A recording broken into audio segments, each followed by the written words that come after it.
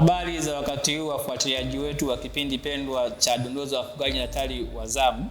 Leo katika kipindi chetu cha Dondoo za Wafugaji na Tari wa Zamu mtakuwa nami Abeli Antoni, mtaalamu wa kuku kutoka Harvest Point. Katika kipindi chetu cha leo tutaenda kuzungumzia sifa za kuku mwenye afya. Kumbuka tunazungumzia kuku wa mayai. Je, kuku wa mayai atakiwa awe na sifa gani hasa ambazo zitakufanya wewe mfugaji kujua kuwa kuku wangu sasa wana afya?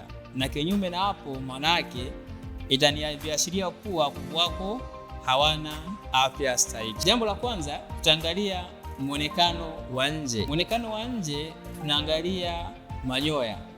Manyoya yatakiwa makavu, safi. Kwa kuwa akitakuwa na manyoya makavu na safi, inaashiria kuwa ana afya njema. Jambo la pili, hamu ya kula na unywaji wa maji. Kuku wako akiwa anakunywa maji kwa usahihi na anakula kiwango sahihi cha chakula, maana yake huyo kuku ana afya iliyo bora. Kinyume na hapo, kuku wako atakuwa na tatizo na unatakiwa muite mtaalamu kwa ajili ya uchunguzi zaidi. Jambo la tatu ni uzalishaji. Uzalishaji kwa maana ya mayai kwa kuku wanaotaga kufikia uzito sahihi kwa wale kuku ambao hawajaanza kutaga wanaolelewa. Kuku wanapokuwa wanataga kiwango stahiki cha mayai na utagaji ukiwa mzuri, maana yake ana afya njema.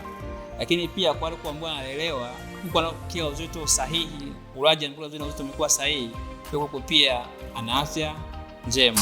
Jambo lingine la kuangalia ni kinyesi cha kuku. Kinyesi cha kuku kinatakiwa kiwe na rangi ya chakula aliyokula. Hicho ni kiashiria kuwa kuku wako ana afya njema.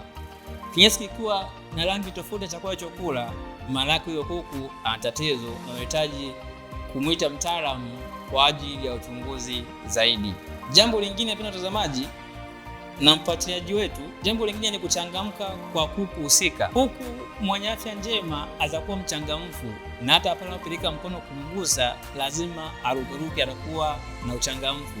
Lakini kuku mwenye matatizo au mgonjwa lazima awe amezubaa.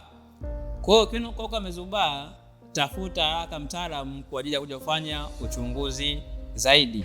Ni changamoto gani uliokutana nayo wewe mtazamaji na mfuatiliaji wetu ambayo iliashiria kuwa kuku wako ni mgonjwa na hatua ipi uliochukua? Harvest Point ina wataalamu wa mifugo waliosambazwa nchi nzima kwa ajili ya kupatia huduma bora wewe mfugaji wa kuku wa mayai. Tufuatilie kupitia mitandao ya kijamii ya Facebook, Instagram na YouTube kwa mafunzo zaidi, na pia tupigie kupitia namba zinazopita hapo chini kwa ajili ya mawasiliano na kupata huduma bora zaidi. Karibuni sana Harvest Point Limited.